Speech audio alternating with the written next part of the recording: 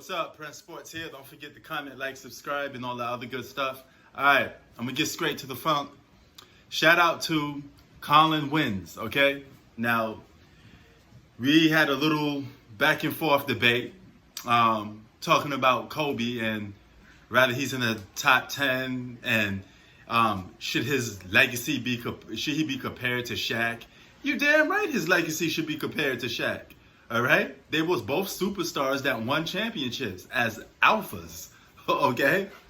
And unlike a lot of other so-called sidekicks that played with another number one guy, their other guy wasn't a top 5 best player in the league, you know. And Kobe Bryant was a top 5 best player in the league in his early 20s, which is kind of hard because you barely see anybody accomplish something like that. Okay, now, you had Shaq, you had Kobe, right? And you can't even mention that team without saying Shaq and Kobe, Kobe and Shaq. Notice how you never separate them, all right? You know why you never separate those two guys? Because they were not only one of the best duos in NBA history. You can make a case they was the best duo in NBA history, okay? Right alongside Kareem and Magic.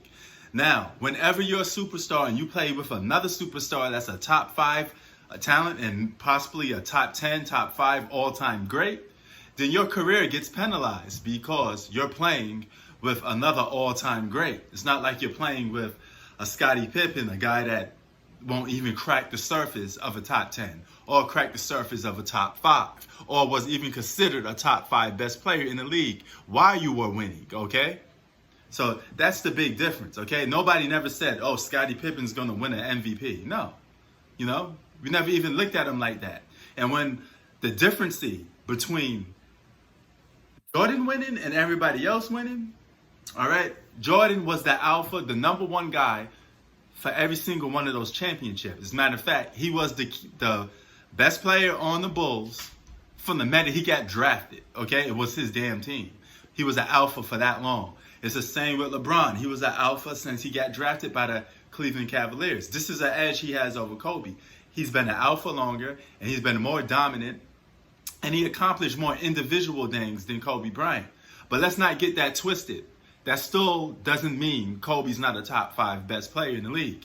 I mean, not in the league of all time, okay? So whenever you put Shaq in your top 10, okay, you automatically got to follow it with Kobe Bryant, or at least close to Kobe, because their careers will always be connected. Their legacies will always be connected, okay? You know, why you think Kobe said, oh, I got to prove to the world I can win without Shaq. And that's what he did. He won 2 out of 3 championships without Shaq. And probably could have went to the finals more if they got Chris Paul, you know?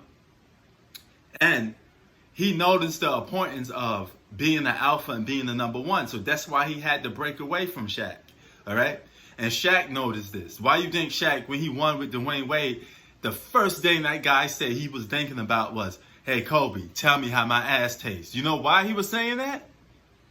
Because he knows the narrative behind both of those guys, their careers are connected. It's as simple as that. One of those guys, they had to break away from it.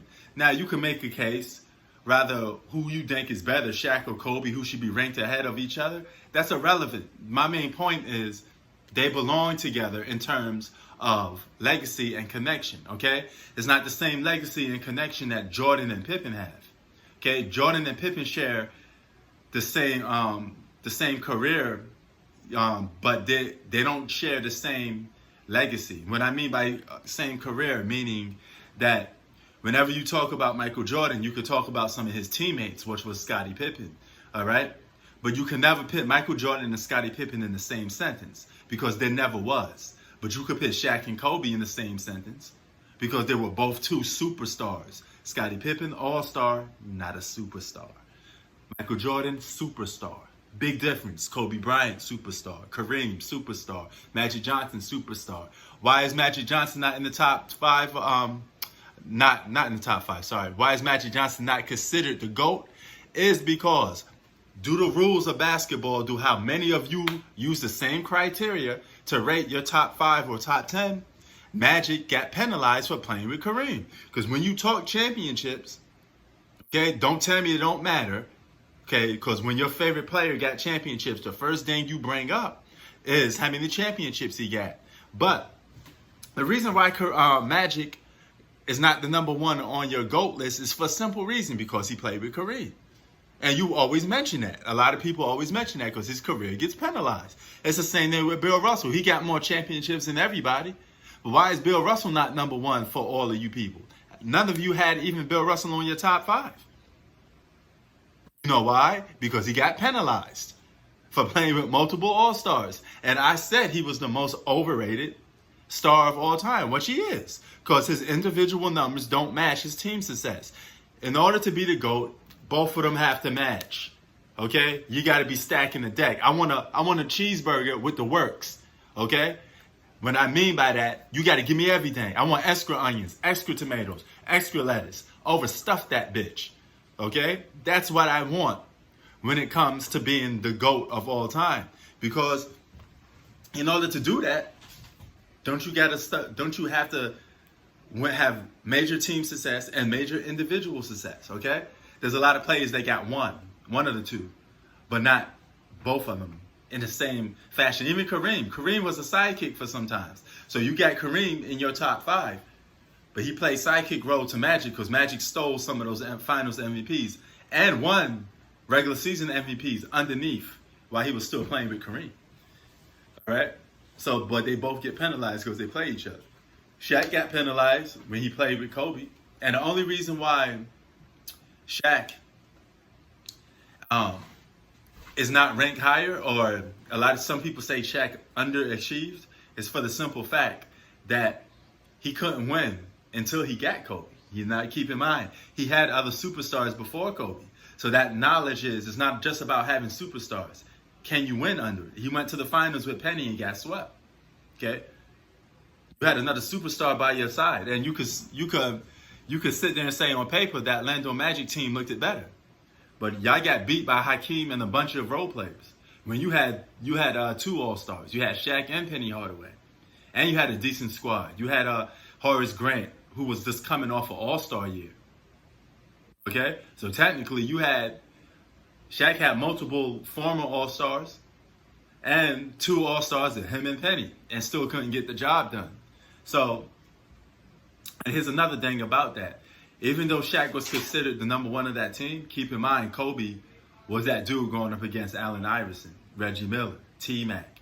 Kobe had more individual battles, and he had to keep the front line because, keep in mind, Shaq was the center. Shaq couldn't play with those dudes like that. You know, somebody had to stop all those guys from scoring, clamp down, and give them the business and try to hold them off. And that was Kobe Bryant. You know? So before you go about trying to disrespect Kobe, I understand some of you guys don't like the dude or whatever, but man, you gotta put some respect on this guy's name. Enough is enough, man. You got guys like Kenny Smith talking about he don't deserve to be in the top 10. Are you serious? But you got Shaq in there? Shaq wouldn't even have 3 chips if it wasn't for Kobe, and vice versa. That's why I keep saying their careers are connected. And Kobe won more without Shaq. When they started separating, he broke off and won more. So you can't sit down there and disrespect that man. We ain't going to do that, you know? I'm not going to do that. It's my obligation to tell you the truth. And I'm not going to sit here and disrespect another player like that. You know, especially an all-time great like Kobe. Kobe is a top 10 all-time great. Okay, by the same criteria that you guys are using, he matches all of them. You know, it's as simple as that. Shaq in your top 10, you know, but he on, and then you sit there and say, oh, it's about this and that, you know, individual awards. Hey, Shaq got one MVP. Kobe got 1 MVP for a regular season. So if Shaq in there, then Kobe deserved to be in there because they both even Steven when it comes to legacy. And their careers will always be connected. Just like Magic would be connected to Larry Bird and Kareem. You can't say Larry Bird without thinking about Magic Johnson. You can't say Biggie without thinking about Tupac. You can't say Tupac without thinking about Biggie. All right? Yeah, they're individual. All these people are individual greats. But it's not about stats or who has the better stats. Okay? It's just simplifying things and coming down to one logic and one logic only. That whenever you're great, you always have to have somebody great to go up against. It's just simple as that. Competition does matter. And how you win, how you do it, adds to your legacy as well. So,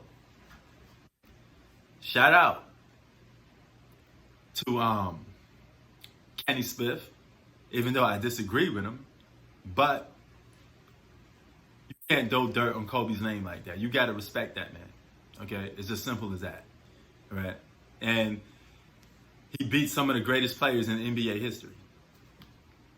Some of the players that you have probably ranked above Kobe, he would have had a victory over those guys. And one is including is LeBron James himself, because if they met in the finals, LeBron James most likely would have been 3-7 in the finals if he met Kobe.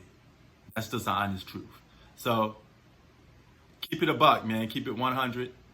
And of course, I'm going to keep it 3,000. Peace.